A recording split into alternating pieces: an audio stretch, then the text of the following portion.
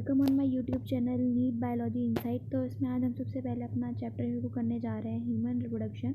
उसमें सबसे पहले हम पढ़ेंगे मेल रिप्रोडक्टिव सिस्टम वाला पार्ट, जिसमें आप देखो एनसीईआरटी में भी सबसे पहले यही दिया हुआ है। आपको सबसे पहले इसका डायग्राम समझने की बहुत ज़रूरत है। अगर आप इसका डायग्राम नहीं समझोगे तो आप लोगों को समझ में नहीं आएगा।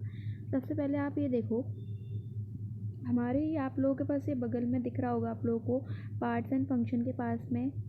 इसमें देखो सबसे पहले हमारा बेसिकली होता क्या क्या है। टेस्टिस होता है, एपिडिडाइमस होती है, वास डिफरेंस होती है, इजैकुलेटरी डक्ट होती है, यूरेथ्रा होती है और एक्सेसरी ग्लैंड्स होती हैं हमारी। अब आप ये देखो, जो टेस्टिस होती हैं वो प्रोड्यूस करती हैं स्पर्म को और सीक्रेट करती हैं टेस्टोस्टेरोन को। और जो एपिडिडाइमस होती है वो maturation and storage of sperm, यानी जो भी जो स्पर्म होते हैं यहाँ पे, जो बड़े जितने भी स्पर्म होते हैं वो यहाँ पर बड़े होते हैं, है ना, इनकी देखभाल की जाती है। सब कहाँ पर की जाती है? एपिडिडाइमस में। वास डिफरेंस क्या होती है? ये ट्रांसपोर्ट करती है स्पर्म को कहाँ से? एपिडिडाइमस से इजैकुलेटरी डक्ट। ये जब मैंने आप लोगों को बताया था कि जैसे ये देखो, ये हमारा ये पार्ट क्या है इसमें? एपिडिडाइमस। जब भी एपिडिडाइमस से ये वास डिफरेंस इसको यहाँ से ले जा रही है, ये कहाँ, और जब जो सेमिनल वेसिकल और जो जब ये इजैकुलेटरी डक्ट एक मतलब जो हमारी वास डिफरेंस और जब सेमिनल वेसिकल एक मिलती हैं उसको हम बोल देते हैं इजैकुलेटरी डक्ट। तो इजैकुलेटरी डक्ट क्या होती है? वास डिफरेंस और सेमिनल वेसिकल से जब जो वो एक डक्ट बनती है उसको बोलते हैं इजैकुलेटरी डक्ट। और ये कहाँ से सीधे चली जाती है? यूरेथ्रा की थ्रू नीचे चली जाती है। अब एक्सेसरी हमारी कुछ ग्लैंड्स भी होती हैं गाइस।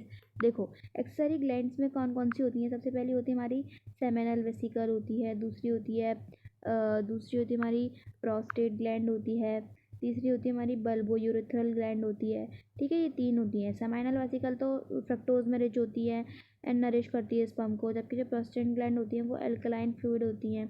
और बल्बो यूरेथ्रल क्या करती हैं? लुब्रिकेटिंग में हेल्प करती हैं। ठीक है, अब हमारा जो एक्सटर्नल जेनिटेलिया होता है मेल के केस में वो क्या होता है? पेनिस होता है, organ of population and semen deposit semen and female reproductive system.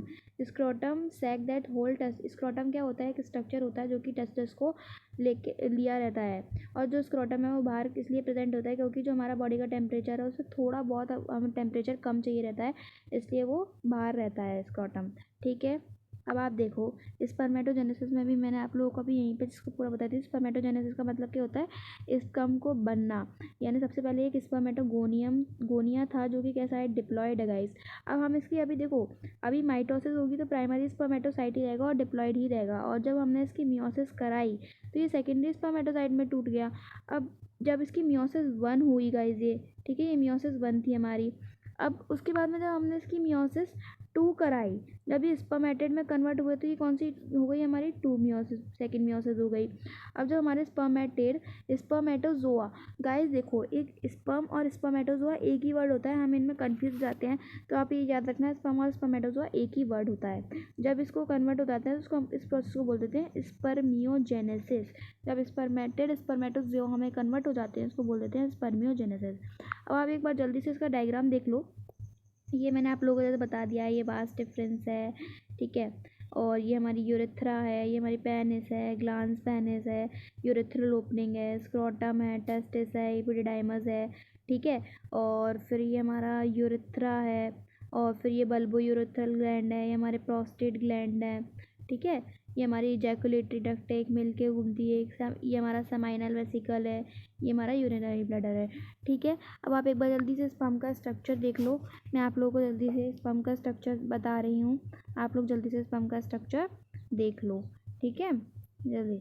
तो देखो यहाँ पर जो स्पर्म का स्ट्रक्चर है, इसमें ये देखो सबसे पहले जो एक हेड लाइक स्ट्रक्चर है, इसमें ऊपर एक्रोजोम है जो कि क्या करता है? कंटेन करता है एंजाइम को, और इसके बाद ही एक इसी के नीचे एक न्यूक्लियस होगा, और फिर इसकी नेक है, फिर बीच में मिडल पीस जिसमें माइटोकॉन्ड्रिया है, और एक ही टेल है।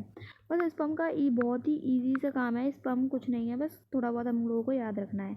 इसी के साथ साथ हमारा यहाँ पे ये जो चैप्टर, मतलब जो चैप्टर तो नहीं है, मेल रिप्रोडक्टिव सिस्टम है, ये हमारा कंप्लीट हो चुका है। अगर आपको मेरा वीडियो अच्छा लगे तो लाइक कीजिए, सब्सक्राइब कीजिए, शेयर ज़रूर कीजिएगा।